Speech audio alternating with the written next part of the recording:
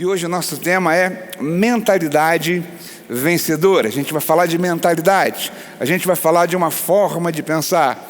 Eu convido você a abrir sua Bíblia comigo, não sei se o seu smartphone, na carta do apóstolo Paulo aos Romanos, capítulo 12, verso de número 2, versículo que talvez você conheça de cor, versículo que talvez você já tenha lido muitas vezes, mas é um versículo que nos remete a essa renovação, nos orienta, nos motiva e nos instrui, à luz da palavra, a essa renovação de mente. Romanos capítulo 12, verso 2 diz assim: E não vos conformeis com esse século, mas transformai-vos pela renovação da vossa mente, para que experimenteis qual seja a boa, agradável e perfeita vontade de Deus. A gente pode ler junto esse versículo? Vamos lá? E não vos conformeis com este século, mas transformai-vos pela renovação da vossa mente, para que experimenteis qual seja a boa, agradável e perfeita vontade de Deus. Vamos orar. Pai, em nome de Jesus, nós te damos graças pela tua palavra e te pedimos que o teu Espírito Santo nos ilumine, nos abençoe, nos dirija, para que nós possamos receber de ti aquilo que faz sentido para nós, aquilo que nós estamos precisando, aquilo que nós viemos buscar. Que seja uma noite, que seja um dia de transformação, que seja uma manhã de vida e que o Senhor possa falar com cada um de nós, em nome de Jesus, que você diga amém. Paulo, ele é enfático quando ele pede à igreja de Roma e fala à igreja de Roma sobre a necessidade de ter uma mente renovada na palavra de Deus, de deixar os arquivos desgastados de uma velha criatura e passar a viver agora sobre a ótica da nova criatura. Paulo está orientando, Paulo está instruindo. E quando Paulo fala mente, obviamente que ele, se colocar a palavra mentalidade, daria a mesma coisa. Mentalidade vencedora, mente vencedora, tema da nossa palavra. Então, quando eu poderia muito bem ler aqui com vocês, transformai-vos pela renovação da vossa mentalidade. E depois ele segue com uma expressão condicionante, onde ele diz, para que você experimente, para que experimenteis, para que você desfrute, para que você obtenha, para que você chegue lá. E Paulo traz, obviamente, o objeto de onde nós estamos indo a partir de uma mente renovada. E ele vai falar sobre a boa, a agradável e a perfeita vontade de Deus. A nossa mentalidade, preste atenção nisso, determina o lugar onde nós vamos chegar. Você acredita nisso? Diga assim comigo, a minha mentalidade determina o lugar que eu vou chegar. Sua mentalidade é a expressão daquilo que você pensa. A sua mentalidade direciona as coisas que você fala e diz. A sua mentalidade se concretiza nas suas ações, naquilo que você faz. Então guarde isso. No início dessa palavra, tenha esse conceito no teu coração. A sua vida será sempre o reflexo daquilo que você pensa. Paulo, sabendo disso, ele dá a dica, ele instrui, ele fala, vocês precisam pensar da forma correta. A mentalidade de vocês precisa estar alinhada à nova realidade de vocês. Vocês nasceram de novo, vocês são nova criatura. Cristo consumou uma obra a seu favor. Então vocês precisam pensar agora dessa maneira. Via de regra, nós não pensamos assim. Via de regra, nós não temos um alinhamento biológico com a palavra de Deus. Muito pelo contrário. O nosso alinhamento biológico, o alinhamento do homem sem Deus, traz uma direção para a gente oposta muitas vezes àquilo que Deus está trazendo e a palavra que Deus tem para a gente. Portanto, a nossa mentalidade, a sua mentalidade precisa estar sempre alinhada com a palavra de Deus. Um bom exemplo para mostrar como a nossa mentalidade pode nos trair, como a mentalidade de uma pessoa que não está alinhada com a palavra de Deus pode nos levar para um caminho diferente daquele que Deus quer, é o exemplo do êxodo do povo de Israel do Egito. Você conhece essa história? O povo estava no Egito há 400 anos, um pouquinho mais até. E há um certo tempo o povo estava escravizado, as coisas mudaram, surge um outro faraó. E o povo agora que chegou bem-vindo, o povo agora que recebeu ali de faraó misericórdia, recebeu bondade, recebeu graça, o convite de estar ali, foram abençoados no primeiro momento. Agora eles estão vivendo num momento de dificuldade onde são escravos. E Deus então, Ele ouve o clamor do povo e providencia um libertador. Deus traz a esse povo Moisés. E quando Deus os liberta do Egito, você tem esse mapa na sua Bíblia, eu vou pedir que você da produção me ajude colocando essa foto, né? Eu tenho uma foto, eu trouxe uma foto aqui. Deus, quando traz o povo para a terra de Canaã, Deus não faz pelo caminho mais fácil, Deus não faz pelo caminho mais curto, Deus não faz pela rota esperada. Na verdade, Deus traz o povo dessa região do Egito, e o povo estava aqui, e Canaã é ali em cima. Mas para que o povo chegasse em uma viagem simples, por uma via chamada Via Mares, uma via que era usada pelos comerciantes, José, ele desce ao Egito por aqui, caminhando pela orla, caminhando às margens aqui do mar Mediterrâneo. Eles podiam fazer isso em 11 dias, mas havia um povo nessa região chamado filisteus.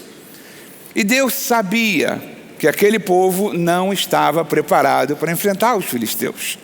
Deus sabia que aquele povo não possuía uma mentalidade adequada para enfrentar aquele povo. E Deus sabia que aquele povo, se deparasse com os filisteus, eles iam voltar para o Egito.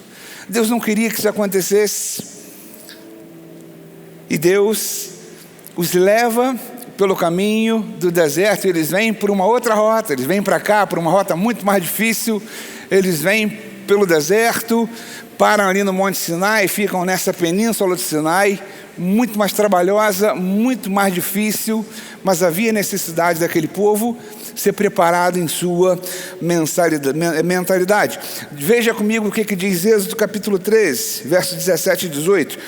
Tendo deixado o povo ir, Deus não o levou pelo caminho da terra dos filisteus, mas perto, pois disse, para que o povo não se arrependa vendo a guerra e torne ao Egito. Porém Deus os fez rodear pelo caminho do deserto, pelo caminho do mar.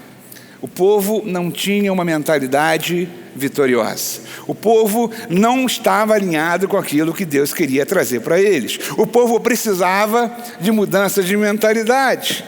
Prova disso, quando a gente vê, voltando um pouquinho em Êxodo capítulo 14, avançando um pouquinho em Êxodo capítulo 14, vai dizer assim para a gente: chegando o faraó, os filhos de Israel levantaram os olhos, e eis que os egípcios vinham atrás dele e temeram muito. Ou seja, o povo de Israel, quando olha o Egito, depois de tudo que Deus tinha feito, depois de todos os milagres, depois da libertação, Israel ainda está percebendo que o faraó muda de ideia, os egípcios estão chegando, e eles então temeram muito. Então os filhos de Israel começaram a clamar ao Senhor e disseram a Moisés: será que por não haver sepulcros no Egito, você nos tirou de lá para que nós morrêssemos aqui no deserto?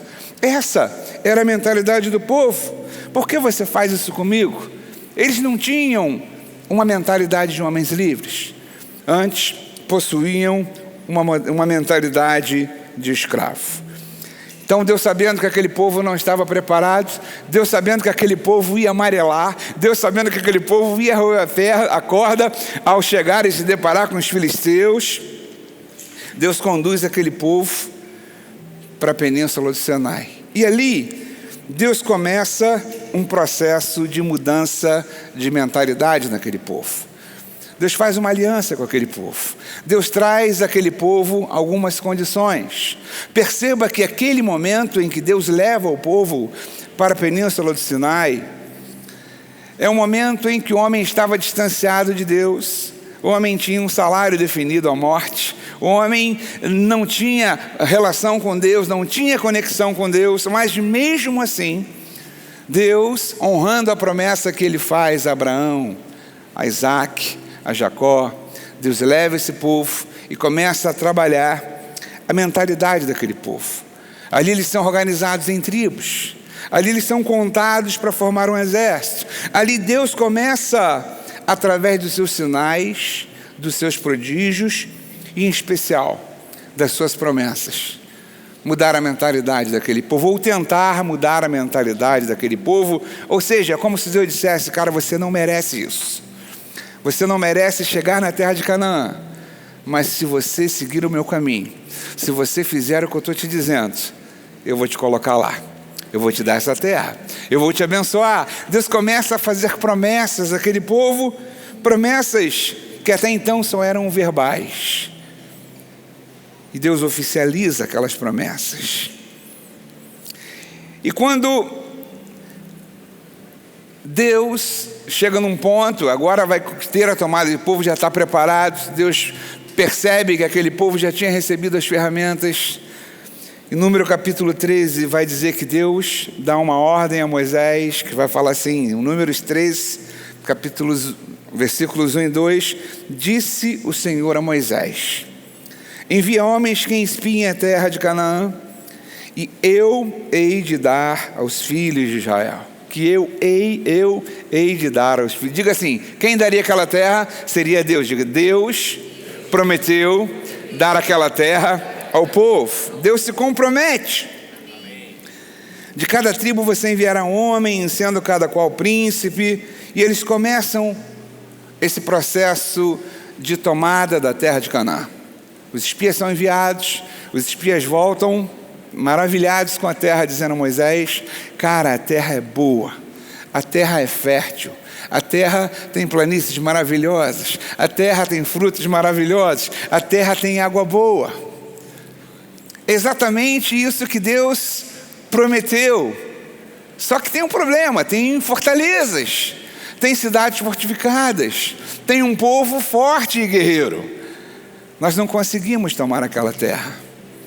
Embora Deus os dissesse que lhes daria a terra, ali era Deus falando: a coisa está comigo, eu vou entregar essa terra na mão de vocês.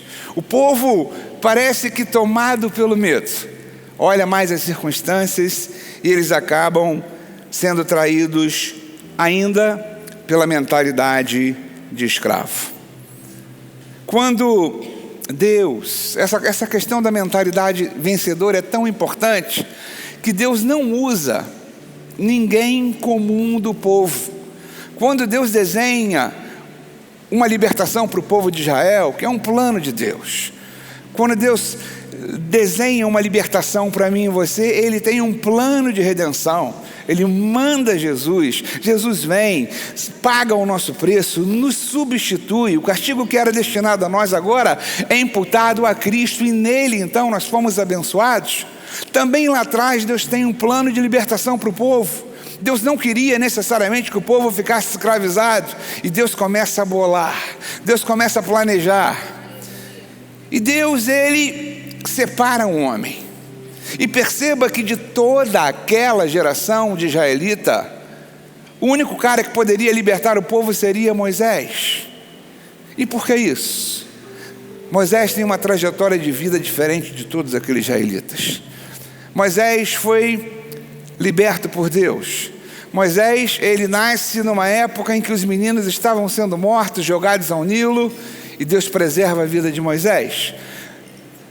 Deus faz com que a filha de Faraó encontre Moisés no rio, e essa mesma filha encontre a mãe de Moisés, para que fosse a sua ama e amamentasse. Moisés, nos seus primeiros anos, ele é criado pela sua própria mãe biológica, mas depois Moisés vai ao palácio. Moisés cresce com o irmão, ou seja, o filho do faraó, né? Moisés passa a ser o filho da irmã de faraó, e ele passa então a conviver ali, crescer com seu sobrinho, e Moisés é instruído em toda a ciência do Egito. O livro de Atos, ele vai falar isso pra gente. Moisés não é um Zé Ninguém. Moisés foi criado para ser um príncipe. Deus, ele pega um cara que ele mesmo investe, que ele mesmo move os pauzinhos, de modo que esse cara agora tivesse uma mentalidade. Alguém do povo precisava ter uma mentalidade vencedora, uma mentalidade de não escravo, uma mentalidade de livre, uma mentalidade de príncipe, para que pudesse conduzir esse povo. Eu não sei se você já parou para pensar nisso. É tão importante isso que nós estamos falando, que isso vai definir onde você vai chegar. Isso definiu onde aquele povo chegou. Na verdade, eles não chegaram na terra, eles morreram no Egito. Não conquistaram toda aquela geração. A terra de Canaã.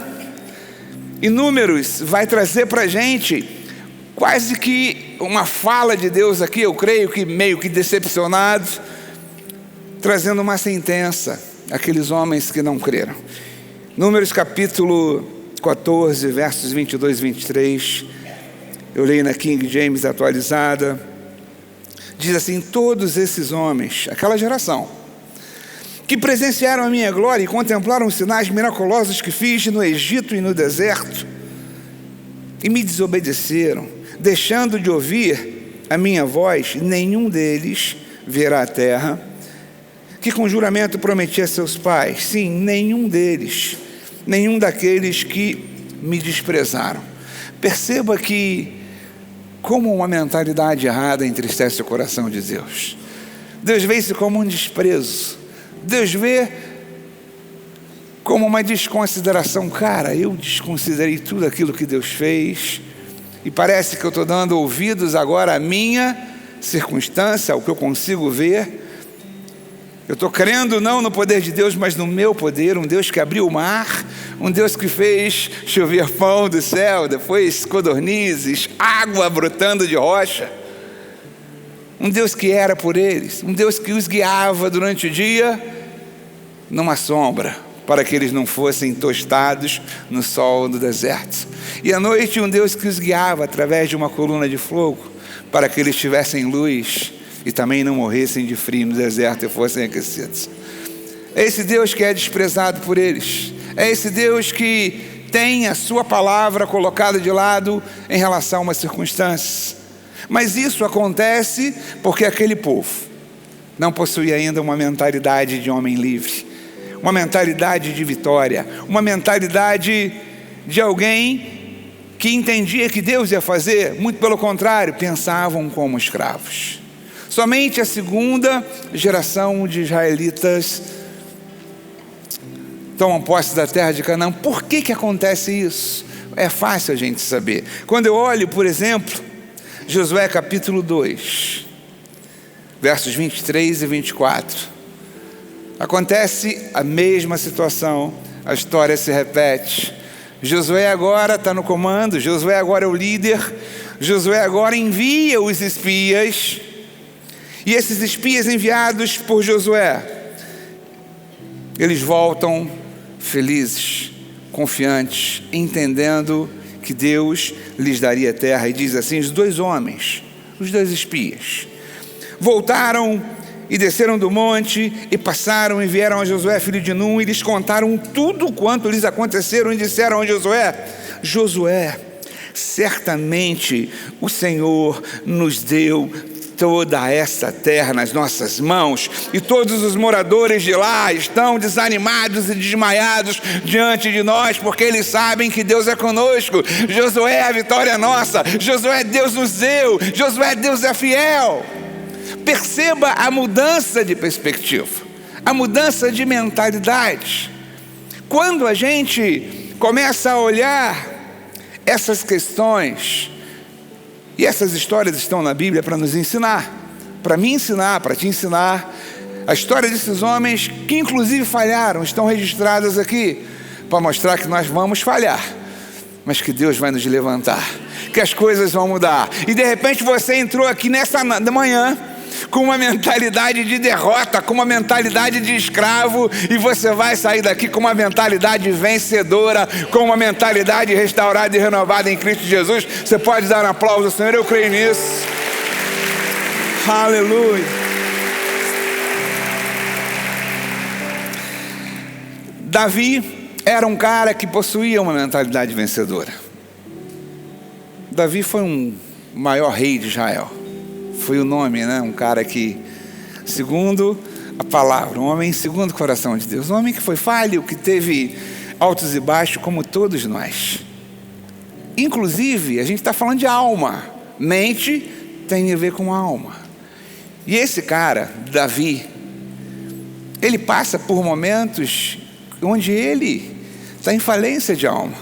Onde ele está pensando, talvez, de forma derrotada, e ele está abatido, e ele está triste, e ele diz: por que estás abatida, ó minha alma?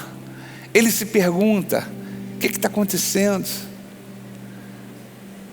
Mas o legal de Davi é que ele não parou aí. Ele fala: não, mas espera em Deus, porque eu ainda o louvarei. Deixa eu falar uma coisa para você, querido.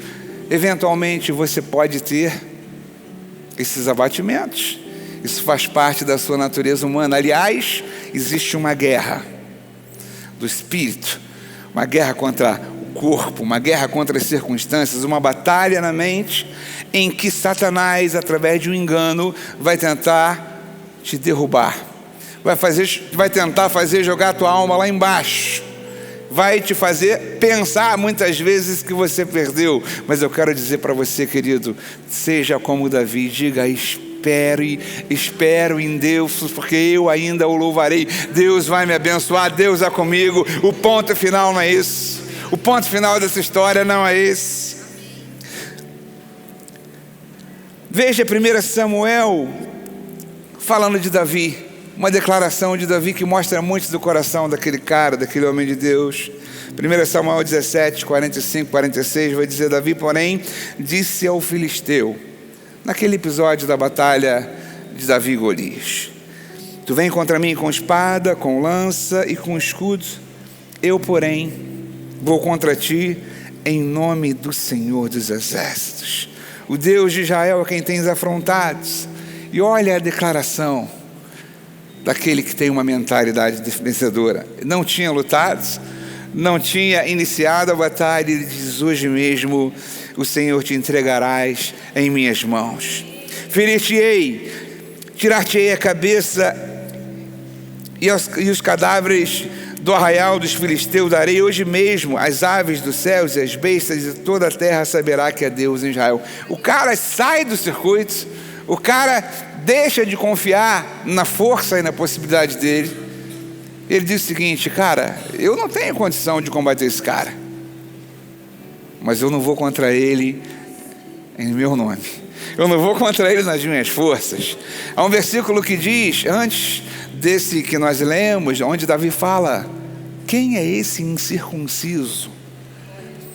Cara, que está falando contra o exército de Deus vivo. Sabe o que Davi está falando? Circuncisão, no Antigo Testamento, é símbolo de aliança. Deus está falando assim: quem é esse cara que não tem aliança com Deus, que ousa afrontar e falar desse jeito com o exército de Deus vivo? Cara, não tinha homem, não tinha um soldado, não tinha um guerreiro em Israel que pudesse enfrentar. E Davi fala: eu vou. E aí ele fala: Senhor, tu vens contra mim com toda essa armadura, com espadas, com lanças. Cara, eu vou contra ti em nome do Senhor dos Exércitos. É o que eu tenho. Às vezes, muitas vezes, a gente só tem o nome do Senhor dos Exércitos. E deixa eu falar uma coisa para você: isso é suficiente. Hoje, na nova aliança, nós temos o nome de Jesus.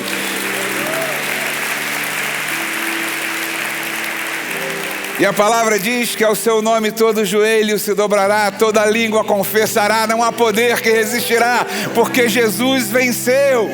E é nele que nós nos apoiamos, é nele que nós cremos, é ele que sustenta uma mentalidade vencedora, positiva. É Ele que me faz e me dá a condição de tomar uma postura como essa, ainda antes de ver as coisas acontecer. Quando Jesus fala em João capítulo 16, verso 33, a parte B do versículo, ele diz: não, no mundo tereis aflição, mas tem de bom ânimo, porque eu venci o mundo. Cara, Jesus não tinha vencido ainda. Jesus estava num processo. Jesus não tinha sido crucificado, Jesus não tinha ressuscitado, Jesus estava num processo. Mas Jesus possuía uma mentalidade vencedora. Mas Jesus estava alinhado com os planos e propósitos do Pai. E ele, antes de ver, ele declara: eu venci o mundo. Uma mentalidade vencedora sempre vai nos trazer a você uma visão mais amplificada da situação. Ela tira da gente aquela visão tubular e nos dá uma visão muito mais amplificada. Eu sempre, quando vou fazer um casamento, eu falo e dou esse exemplo, né? Nós, homens e mulheres, somos bem diferentes. Somos seres da mesma espécie, mas completamente diferentes em tudo. Na maneira de se expressar, na maneira de pensar, na maneira de, de sentir. O homem muito mais razão, a mulher muito mais emoção, aquela coisa toda. E a nossa visão é muito diferente. Você percebe que o homem ele tem uma visão muito mais limitada do que a mulher, via de regra. Parece que o homem bota o olho assim num caninho, né? E ele só vê um ponto. A mulher, quando chega, é impressionante. A mulher chega no ambiente, eu não sei que talento é esse que Deus deu. Ela não dá aquela rodada no ambiente, mas ela chega no ambiente. Cara, parece que ela tem uma revelação especial, Google aí. Cara, a mulher sabe tudo. Ela já sabe que a amiga veio com uma roupa diferente ou com a mesma roupa que ela foi na festa anterior. Cara, ela já sabe que a amiga fez escova progressiva. Ela já sabe que o sapato está combinando com a bolsa. Ela já começa a falar assim: pô, tá todo mundo arrumado. Ela não olhou ninguém. Tá todo mundo arrumado, eu estou me sentindo mal, não estou me sentindo bem. Mulher tem essas coisas. E aí, muitas vezes a mulher fala com o marido assim: tu percebeu isso? Aí você fala: não, eu não vi, eu não percebi nada. Aí ela te dá um soco ainda, fala assim: cara, presta atenção, tu não viu isso não? Como é que tu não viu isso? Por quê? Porque nós somos diferentes. Uma mentalidade vencedora, ela nos traz uma visão periférica maior. Ela nos abre possibilidades. Eu estou olhando a circunstância, mas eu estou olhando que Deus está agindo por fora. Eu estou crendo, eu tenho a palavra, eu tenho promessas, eu tenho testemunhos, eu tenho experiências de que outras ocasiões Deus chegou junto e vai chegar agora também. Uma mentalidade vencedora é mais ampla. Eu diria que uma mentalidade vencedora é a mentalidade da fé. Eu não vi, mas eu sei. Não vi acontecer, mas eu sei que vai acontecer. Não foi assim com aqueles espias de Josué? Cara, eu não vi ainda acontecer, mas Deus já deu. Não foi assim com Davi, eu não derrotei ainda, mas hoje mesmo eu sei que o Senhor vai te entregar em minhas mãos e eu vou jogar a tua cabeça lá com os cadáveres no arraial dos filisteus, aqueles que forem mortos. Jesus não havia vencido, mas Jesus sabia.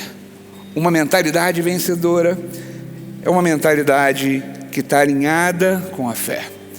E Paulo, sabendo disso, voltando ao texto de Romanos, ele se preocupa com a igreja. Paulo era um cara estudado.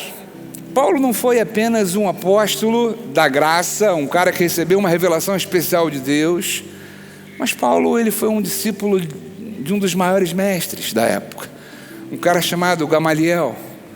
Paulo era um cidadão romano. Paulo falava grego. Paulo, ele conhecia as escrituras. E naturalmente era um cara acima da média. E Paulo, conhecendo esse coração humano, conhecendo a fragilidade humana, conhecendo essa tendência humana de focar exatamente naquilo que não é para a gente focar no lugar errado, focar na circunstância, Paulo vai falar, cara, renovem a sua mente. Na palavra de Deus as coisas mudaram. E ele é enfático em trazer para a gente, trazer para mim e para você, graças a Deus, falar sobre essa nossa nova identidade em Cristo. Falou sobre esse novo momento, não como escravos, mas como livres, como homens livres, mulheres livres, como novas criaturas, como nascidos de novo. Romanos, capítulo 8, verso 37, olha o que Paulo vai dizer para a gente aqui. Falando de mim e de você, é para você essa palavra, querido. Você que me assiste pela internet, essa palavra é para você. Em todas essas coisas, porém, somos mais que vencedores por meio daquele que nos amou. Diga assim, eu sou mais que vencedor por meio daquele que me amou. Se você olha o capítulo 8 de Romanos, Paulo vem fazendo uma sentença.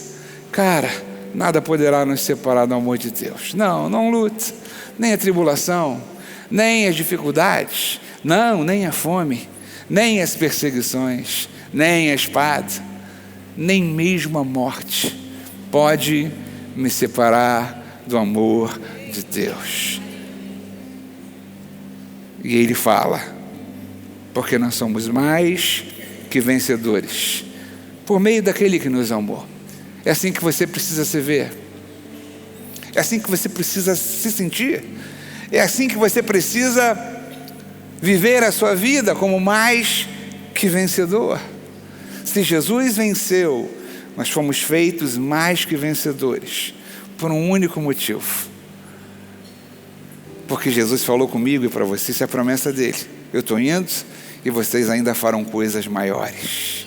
Se ele venceu, nós seremos mais que vencedores, não na nossa força, mas da força dele operando em nós. Efésios capítulo 6, verso 13, guarda isso aí. Diz assim, graças, porém, a Deus em Cristo, que em Cristo sempre nos conduz em triunfo. Diga assim comigo, Cristo sempre, agora diga sempre me conduz em triunfo. Cara, ele vai te conduzir em triunfo, ou seja, para a vitória, você vai chegar lá. A gente é tão amassado, a gente vive em uma época no mundo hoje, que a gente é tão cobrado, há uma competição tão feroz, há um peso tão grande nos nossos ombros, que a gente às vezes, por conta do contexto, da performance, do eu da pessoa, a gente traz para si. E a gente se esquece que é Ele que me conduz ao triunfo, que nós somos conduzidos à vitória por Ele, que a nossa vitória vem dEle. Nós nos esquecemos, voltando lá naquela promessa que Deus fez a Moisés, que é Ele que nos introduz na terra de Canaã. Quer saber uma coisa? A Canaã que Deus preparou para você já está posta. Você já tem acesso a essa terra.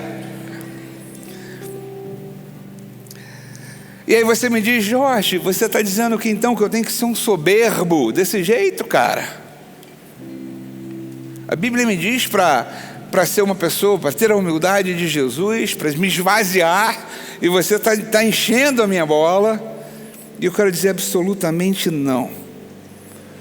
Eu só estou dizendo para você que você foi liberto para acessar aquilo que Deus te prometeu.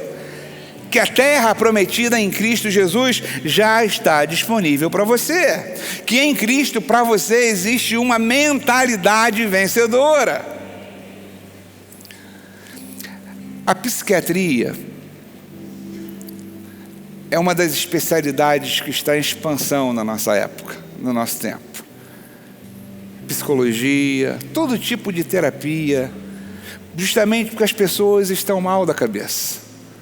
Isso não é um retrato eu estou falando, não, isso é uma constatação. A Organização Mundial de Saúde já decretou que a depressão era o mal do século, porque as pessoas estão falindo na alma.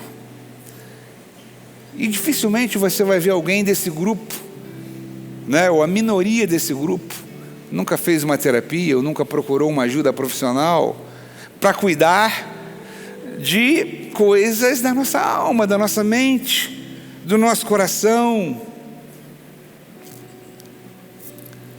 E a Bíblia, não me desfazendo da medicina, por favor, nem de todas as especialidades que atuam conjuntamente para curar, para ajudar o homem a ter uma mente melhor.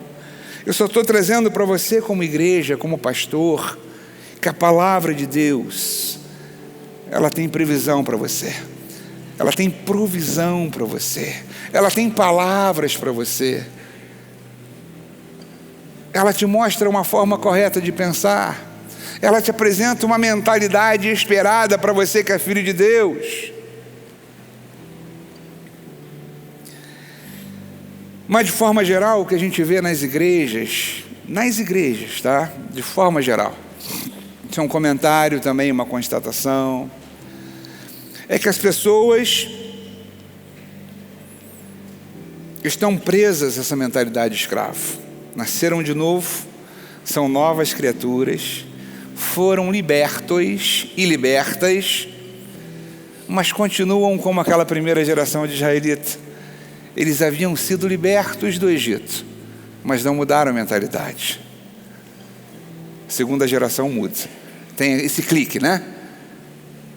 E às vezes nas nossas igrejas nós temos muitas pessoas assim. Não é legal a gente falar isso, porque não é o que a Bíblia quer para mim e para você. Mas às vezes nós nos deparamos com pessoas e conversamos e ajudamos. Eu já recebi tantas pessoas. Algumas pessoas que eu recebi, eu falei assim: você já procurou um psiquiatra? Né? Procura uma ajuda médica, que você vê que realmente a pessoa está... Outras pessoas a gente conversou, a gente abriu a palavra, entenderam, saiu melhor. Pessoas que não têm conseguido guardar o seu coração desse estresse do mundo moderno. Pessoas que não têm conseguido guardar sua alma, seus sentimentos. E aí, ao contrário do que nós lemos, ao invés de pensarem positivamente, pensam negativamente. Ao invés de serem otimistas, são pessimistas. Ao invés de pensarem e se apegarem à sua nova identidade, aquilo que a Bíblia diz, se fixam nas suas possibilidades e forças humanas e dizem: não vou conseguir, isso não é para mim. Isso é muito mais comum do que você pensa. Muito mais comum. E eu seria leviano de dizer para você que na minha vida eu nunca passei por um momento desse. Eu acho que todos nós passamos. Você que me ouve pela internet, essa palavra para você também, eu acho que todos nós passamos. Eu tenho certeza. Isso é claro que não vai predominar, mas alguma situação te deixou tão mal, tão para baixo, tão triste. E Salomão, ele dá um conselho para a gente, conselho de vida. E ele vai te falar, e me falar: cara, se guardem desse engano. Não se deixem levar pelas circunstâncias, não. Creio naquilo que a Bíblia diz sobre vocês. Eu estou contigo. Eu estou contigo. É Deus falando com você, tá? Provérbios capítulo 4, versículo 23, vai dizer assim para mim e para você: sobre tudo que se deve guardar, guarda o coração, porque deles procedem as fontes da vida. Porque dele procede as fontes da vida. Agora eu gosto da versão da NVI. Eu acho que ela é mais objetiva, mais direta. Diz assim: acima de tudo, mesmo versículo de Provérbios capítulo 4, versículo 23, guarde o seu coração, pois dele depende toda a sua vida. Olha como o cara traz para a gente uma percepção. Salomão, e ele escreve esse livro de Provérbios no tempo que ele está lá em cima em sabedoria com Deus. E você sabe que coração aqui, Salomão não está se referindo a um órgão humano, ele não está se referindo ao espírito humano, ele está se referindo aqui à alma. Na grande maioria que o Antigo Testamento traz essa palavra, guarde o teu coração. O apóstolo Paulo ela usa se referindo ao Espírito, atrelando ao Espírito. Mas naquela ocasião, o homem não tinha o Espírito de Deus nele. Então Salomão, ele está falando à alma humana. É exatamente o caso desse versículo, onde Salomão quer falar para a gente: cara, guarde, preserve teus pensamentos, preserve os teus sentimentos, preserve-se da lógica humana, preserve-se da razão humana. Tudo isso é bom, sim, é necessário, sim, mas dê prevalência àquilo que a Bíblia diz sobre você. Você diz amém? Repare que é uma ênfase de Salomão. Salomão não diz apenas, cara, guarda o teu coração, pastor Luciano. Ele não fala assim, né? O Vitória, o Mauricinho. Não, ele não fala assim. Ele fala, Neiva, sobretudo, pastora Neiva, pastor Ronaldo, sobretudo, guarde o teu coração, porque dele procedem as fontes da vida. Talvez uma tradução mais contemporânea desse versículo pudesse ser escrita assim, sem perder o contexto, né? Sobre tudo que se deve guardar, guarde, persevere, preserve os teus pensamentos, os teus sentimentos, a tua lógica. Fuja muitas vezes da razão humana, porque disso procedem as fontes da vida. Pega isso, querido, a forma como nós pensamos, sentimos e reagimos vai retratar a nossa mentalidade. E essa mentalidade, quando vitoriosa, constitui uma chave para a sua vida decolar. A gente está no ano de crescimento e expansão. É preciso que você da Nova tenha essa mentalidade vencedora. É preciso que você pense dessa forma. É preciso que os seus pensamentos estejam alinhados aos pensamentos de Deus, que me propõem uma vida vitoriosa. Quando nós deixamos nos guiar pela nossa alma, nós pensamos mal a nosso respeito. E ainda que você pense mal de si, ainda que você pense que Deus te esqueceu, eu quero lembrar para você uma passagem que você está acostumado a ouvir nessa igreja, Jeremias capítulo 29, 11. Por mais que você pense mal a seu respeito, Deus tem os melhores pensamentos sobre você. Diz assim: eu é que sei os pensamentos que tenho ao vosso respeito, diz o Senhor, pensamentos de paz e não de mal, para vos dar o fim que vocês desejam. Diga assim: pensamentos de paz. Da mesma forma que o apóstolo Paulo escreveu cartas às igrejas, Jeremias escreveu uma carta também. Aqueles que estavam exilados na Babilônia como escravo.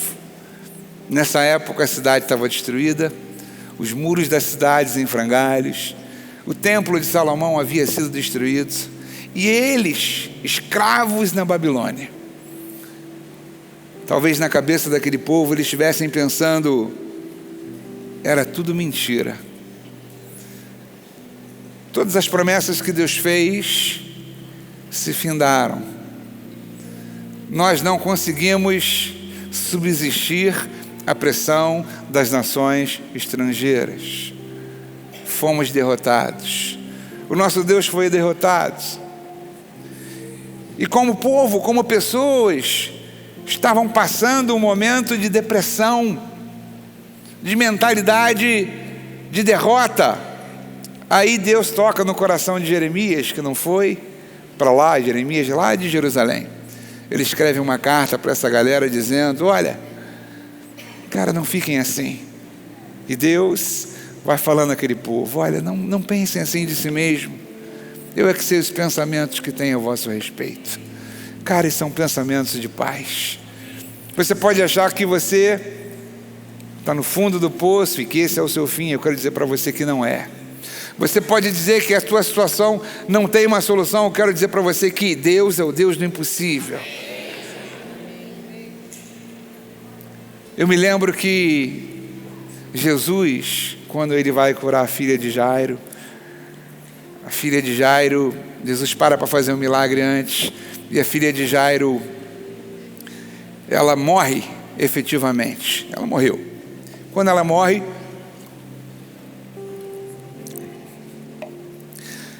chega alguém rapidinho, cara, não adianta mais, não precisa mais não, Jairo, libera Jesus porque a sua filha já morreu. Aí Jesus olha para aquele homem e fala: Jairo, fica tranquilo que essa menina só está dormindo, cara, crê somente. Deixa eu falar para você o que Jesus falou: creia somente, creia somente. Você pode falar isso para você? Sabe, creia, creia, creia, creia, creia somente. E mesmo assim, a gente fala, pessoas ouvem e resistem. Essa é a palavra que nós pegamos sempre aqui desse púlpito. Pessoas ouvem e não se deixam mudar. Ao invés de buscarem uma alma próspera, preferem estar aderidas à velha criatura, a mentalidade da velha criatura, uma mentalidade de derrota, de escravo e miserável. Entenda, não é isso que Deus tem para o seu povo. Mas muitos de nós, muitos daqueles que foram alcançados por Jesus, não passaram, não tiveram essa transição de mentalidade, não tiveram essa vida renovada, essa mentalidade renovada na palavra, e por conta disso, deixam de desfrutar da plenitude do que Deus tem para mim e para você, para cada um de nós, que é a boa, perfeita e agradável vontade dele. Quando o apóstolo João dá um conselho a um cara que ele percebia que tinha uma mentalidade vencedora, uma mentalidade próspera, João escreve a esse cara, um cara chamado Gaio. Terceira carta a João, versículo 2, vai trazer um relato aqui de uma fala do apóstolo João dizendo o seguinte: amado Gaio, né? Faço votos por tua prosperidade e saúde, assim como é próspera a tua alma, assim como é próspera a tua alma. Alma, você sabe, sinônimo de mente, sinônimo de psique, conhecida, né? Da forma mais conhecida, nossa psique, nossa alma humana. E uma alma próspera aponta para uma mente próspera, que aponta para uma mentalidade vencedora. João se alegra ao ver isso em Gaio e diz assim: cara, você vai ser próspero na mesma medida, que você tenha saúde, que você vá bem, que as coisas concorram para a tua vida, cara, na medida da prosperidade de sua alma. João se alegra em ver naquele discípulo um cara com a mente certa, e João sabia que aquele cara seria abençoado, porque ele tinha prosperidade de alma, porque ele tinha uma mentalidade vencedora, porque ele acreditava que Deus era com ele. Eu tenho certeza que Deus abençoou muito a vida de Gaio. E a pergunta que eu tenho para você hoje, é uma pergunta que eu faço para você: você acredita realmente no sim e no amém de Deus para cada uma das promessas que ele fez a seu respeito? Você acredita nisso? Amém. Isso é um desafio, tá? Porque a gente diz que acredita e fala e depõe conta. A gente diz que acredita e age de forma diferente. A gente diz que acredita e fala de forma diferente.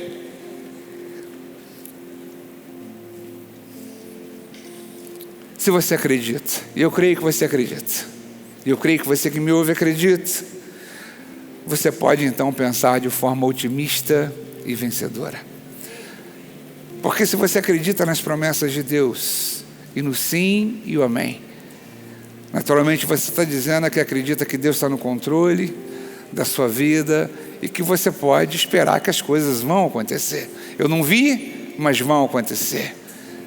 A mentalidade da fé. Essa é a mentalidade que a Bíblia nos apresenta e nos coloca. Quando eu olho esse copo de água e pergunto para você: o que você está vendo aqui? Um copo de água? né? Tá todo mundo. Estou perguntando, o que vocês estão vendo na minha mão? Um copo de água. Eu bebi essa água ainda há pouco, sobrou metade.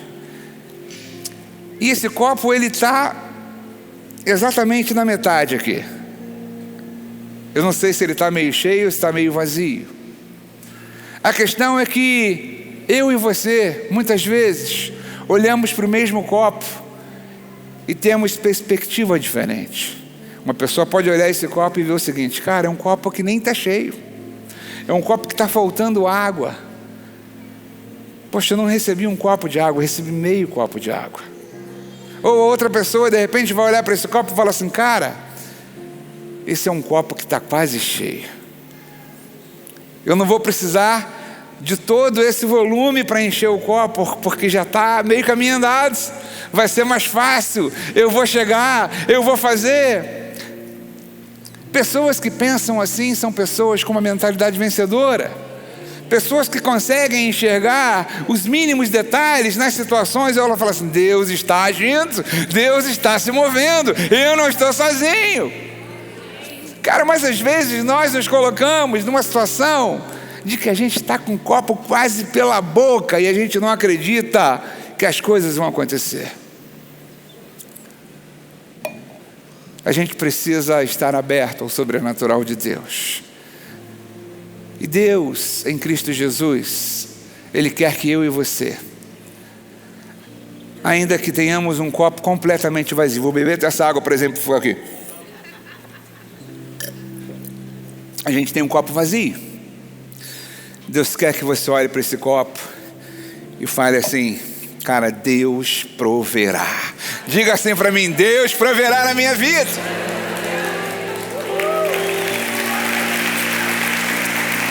Oh, glória! Pense grande. Pense como um vencedor. Pense como nova criatura. Pense alinhado à sua nova identidade. Pense na obra consumada que Jesus completou por você. Essa é a maneira. Essa é a mentalidade. Eu quero ler 2 trechos da palavra com você, antes da gente terminar, obviamente. Trechos que têm a ver comigo e contigo. São promessas de Deus que nos fazem e nos dão toda a condição de ter essa mentalidade. Eu começo lendo Deuteronômio capítulo 28. Deuteronômio capítulo 28, versos 1 ao 14. E deixa eu trazer para você uma explicação disso que eu vou ler, antes mesmo da gente ler, para você guardar aqui e entender que isso é para você. Isso aqui é a raiz da lei. Raiz da lei. Deus dá para Moisés e para o povo um trecho onde ele fala: se você obedecer, você será abençoado. Deixa eu falar para você uma coisa e te lembrar, você já sabe. Isso é nosso direito, porque Jesus já obedeceu e cumpriu a lei no nosso lugar, e é no nome dele, é por ele, é através dele que nós temos acesso a essas bênçãos. Então a minha mente pode começar a entender que isso é para mim, é para você, é para nós. Eu posso então pensar de forma vitoriosa e vencedora e dizer assim: se vocês ouvirem atentamente a voz do Senhor, seu Deus, tendo cuidado de guardar todos os seus mandamentos que hoje te ordeno, o Senhor Deus exaltará vocês sobre todas as nações da terra. E quando a gente olha mandamentos, linguagem do Novo Testamento, palavra, ok? Todas as suas palavras. Se ouvirem a voz do Senhor seu Deus, sobre vocês virão e os alcançarão todas essas bênçãos. Bendito vocês serão na cidade, bendito vocês serão no campo. Bendito será o fruto do seu ventre, o fruto da tua terra, o fruto dos animais, e benditas serão as crias das vacas e suas ovelhas. Bendito será o seu cesto de cereal, haverá provisão. Bendita será a sua amassadeira de pão. Bendito serão vocês ao entrar e ao sair. O Senhor fará com que seus inimigos se levantem contra vocês e sejam derrotados. Eles virão contra vocês por um caminho, mas fugirão por 7 caminhos. O Senhor determinará que a bênção esteja sobre o teu celeiro, sobre a tua casa. Em tudo o que colocarem a mão, Ele os abençoará na terra que o Senhor teu Deus te dá. O Senhor te constituirá para si povo santo. Quem é santo aqui? Diga assim: eu sou o povo santo de Deus. Como prometeu o juramento, se guardarem as minhas palavras. Eu vou sobre mandamento, palavras. E andarem nos meus caminhos. Todos os povos da terra verão que vocês são chamados pelo nome e terão medo e temerão. O Senhor lhes dará abundância de bens, prósperos, aleluia, dos frutos dos seus ventres, dos animais do seu solo, na terra que o Senhor te prometeu. Tudo será dado a vocês. O Senhor lhes abrirá o bom tesouro, o céu, para dar chuvas à terra no tempo certo, para abençoar todo o trabalho das suas mãos. Diga assim: Deus tem uma promessa de abençoar o trabalho das minhas mãos. Vocês emprestarão às muitas nações e não tomarão emprestados. O Senhor te porá como cabeça e não por cauda. Diga: eu fui colocado como cabeça. Estarão em cima e não embaixo, se obedecerem a palavra do Senhor. E Cristo já obedeceu, Cristo já venceu, Cristo já consumou Canaã para nós. Não se desviem de todas essas palavras que hoje te ordeno, nem para a direita, nem para a esquerda. É o conselho que Deus deu para Josué. Josué, cara, se você meditar na minha palavra, andar nos meus caminhos, seguir o que está aí, cara, você vai ser bem sucedido em tudo que você fizer. É a promessa de Deus para você. Segundo 3, Salmo capítulo de número 1, versículos de 1 a 3. Isso fala de mim e de você. Bem-aventurado aquele que não anda no conselho dos ímpios. Ou seja, nós, diga assim, nós, é pra gente. Bem-aventurado aquele que não anda no conselho dos ímpios e não se detém nos caminhos dos pecadores e nem se assenta na roda dos escarnecedores. Pelo contrário, o prazer está na lei do Senhor, na palavra do Senhor, e na sua palavra, na sua lei, palavra, medita de dia e de noite. E essa pessoa, você, isso é para você. Você será como árvore plantada junto a correntes das águas, que no devido tempo dá seu fruto, cuja folhagem não murcha, e tudo que você fizer, você será bem sucedido. Você diz amém? Você pode aplaudir o Senhor.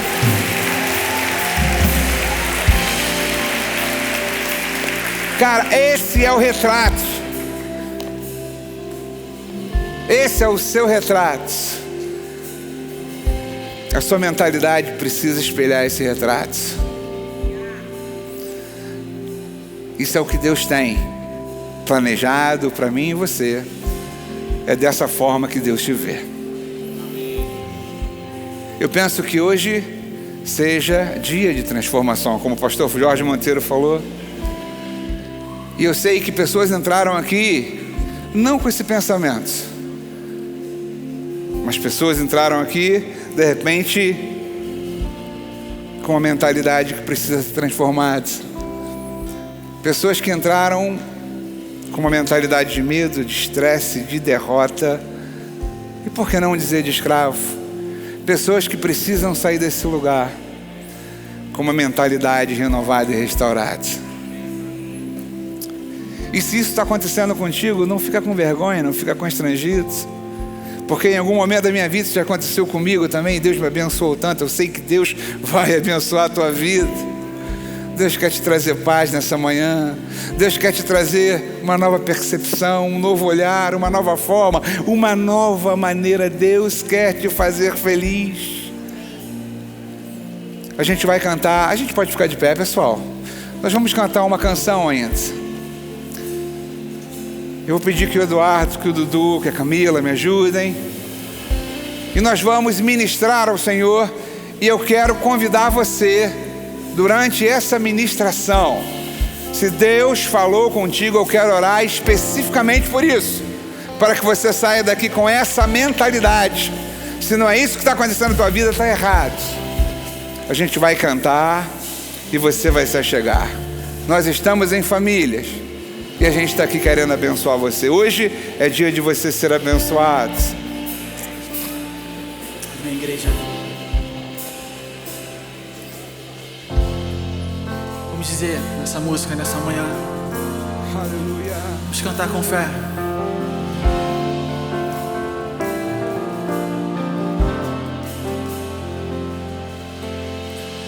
Não vivo pelo que vejo, eu vivo pelo que creio. Minha esperança está no Deus que nunca perdeu. Sim, eu vivo pela fé. É o quê? Sim, vivo pela fé. A fé que faz milagres, que muda a história. A fé que põe gigantes no chão, é nela que eu creio. A fé que faz milagres, que muda a história. A fé que põe gigantes no chão, é nela que eu creio.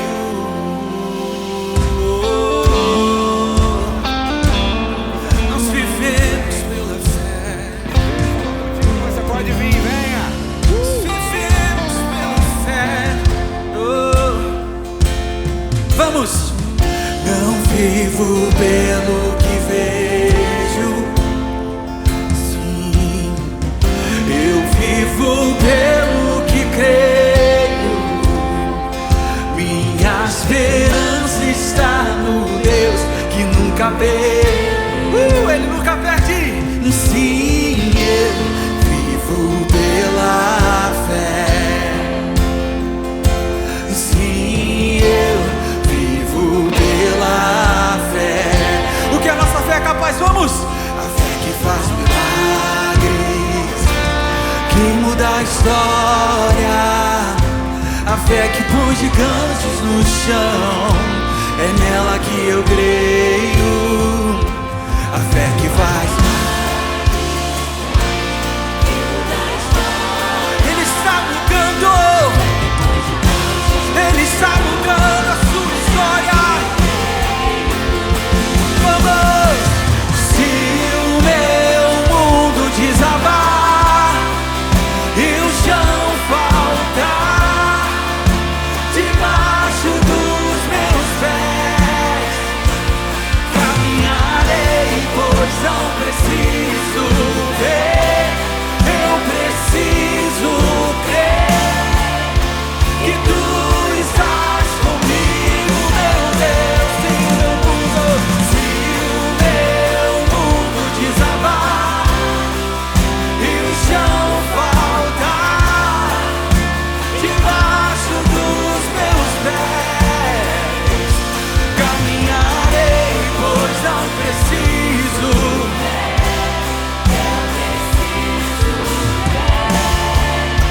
Que tu estás comigo, meu Deus.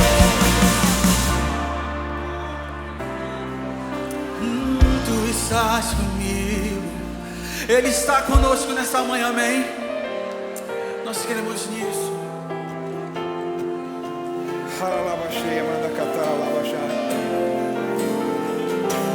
Se você Vamos dizer foi isso. alcançado por essa palavra, pode chegar. O povo está chegando. A gente quer orar por você. Não tenha vergonha, saia do seu lugar. Nós vamos abraçar você, nós vamos orar por você. E Deus vai transformar, já está transformando aqui. Aleluia.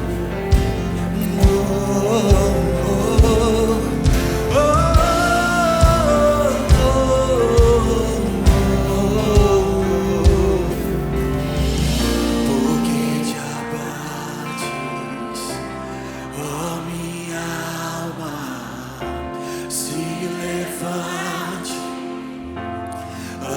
sobre as águas, abre os seus olhos. Diga! E veja Deus chamando, ande sobre as águas, porque te abates, ó minha alma, se levante, ande sobre as águas, abre os seus olhos e veja Deus chamando, ande sobre as águas, porque te abates, ó minha alma, se levante, ande sobre as águas, abre os seus olhos e veja Deus chamando, ande sobre as águas. Se o meu mundo desabar e o chão faltar debaixo dos meus pés, caminharei, pois não preciso ver, eu preciso crer que tu estás comigo, meu Deus. Se o meu mundo desabar e o chão faltar debaixo dos meus pés, caminharei, pois não preciso ver, eu preciso crer que tu estás comigo, meu Deus. Tu estás comigo, meu Deus. Tu estás comigo, meu Deus. Oh, aleluia!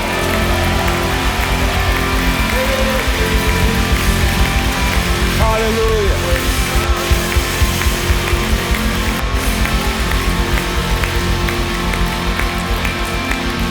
Aleluia! Senhor, nós abençoamos cada um desses queridos irmãos e irmãs que estiveram conosco, que estão conosco aqui à frente. Oramos por eles, ó Pai, pedindo que a Tua graça, que o Teu amor, que a Tua palavra, ó Deus, transforme, traga mudança, que sejam renovados pela Tua palavra, que ao olharem as circunstâncias se lembrem das Tuas promessas, que tenham o seu espírito treinado, Pai, para olharem as circunstâncias e verem aquilo que Tu falou a respeito daquela situação. Nós cremos em Ti. O chão pode faltar, o mundo desabar, mas nós cremos em Ti. Nós não somos guiados, nós não andamos pelas circunstâncias, mas nós cremos em Ti. Nós andamos pela Tua promessa, nós andamos pela Tua palavra e tomamos posse, meu Pai, dessa mentalidade vencedora que Tu tens para cada um de nós. Te louvamos por tudo. Em nome de Jesus, que você diga amém, que você diga eu recebo, amém.